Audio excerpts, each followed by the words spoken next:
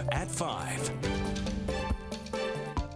Day 3 of the Farmers Insurance Open is in the books, and a thrilling final round is shaping up for Saturday. Good evening, and thanks so much for joining us on this Friday. I'm Marcella Lee. We have team coverage tonight. Jake Garriani and Shannon Handy are out at Torrey Pines. Shannon will have more on the fan experience in just a few minutes, but first, let's check in with Jake. Jake, another gorgeous day out there at Torrey.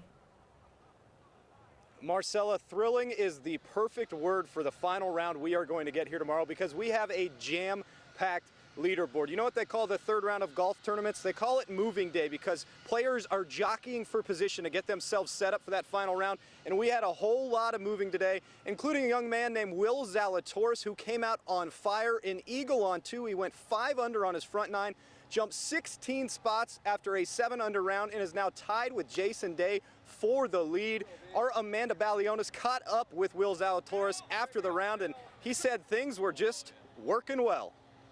Today was the best I've ever driven the golf ball by far, and adding that extra 12 yards and, throw some adrenaline in there here and there, and all of a sudden hitting them 330, that's huge around here, and it pays off, especially on the harder golf courses like here.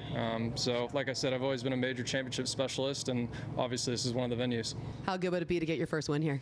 I love it. I was born in the state of California, but obviously a lot of golf left. A lot of major champions on that leaderboard. So I'm looking forward to tomorrow.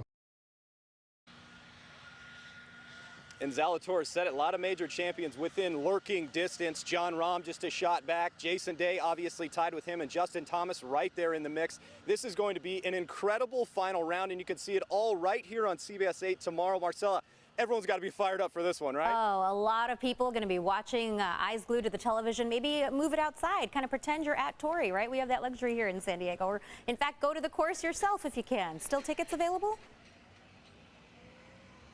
Oh, yeah, come here tomorrow, come get it, check it out. It's going to be a lot of fun, and it'll be, again, you said it, thrilling is the word, and we always seem to get a thrilling finish here. We've had playoff holes, we've had John Rahm's epic eagle when he got his first win. It's always a great time and a great final, usual Sunday. It's going to be a Saturday this time, so yeah, come on out. A lot to celebrate. Thanks so much, Jake. For the first time since 2020, fans were welcomed back to the tournament this year, and they packed the course for round 3 today. CBS 8's Shannon Handy spent the day at Torrey Pines and has that part of our team coverage tonight. Shannon? Marcella, what a difference a year makes. In 2021, fans weren't allowed, and golfers were playing in the wind and rain. So as you can imagine, people are loving this year's tournament.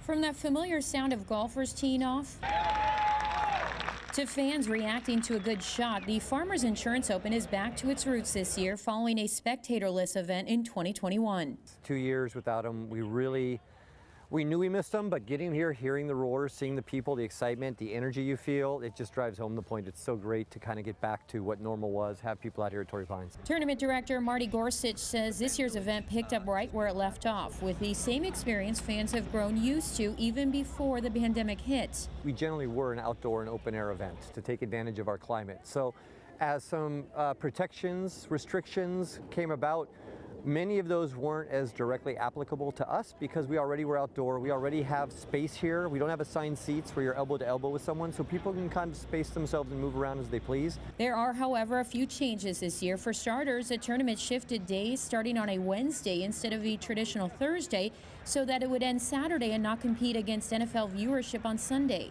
Breath of fresh air, definitely. A lot of fun. Great to see the pros out here again. Corey Smith doesn't mind the change. He and his dad have been coming to the tournament for a decade.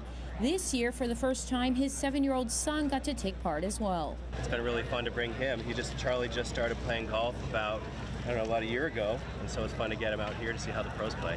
To see them play in a setting like this is something special, especially when you recall what the weather was like last year.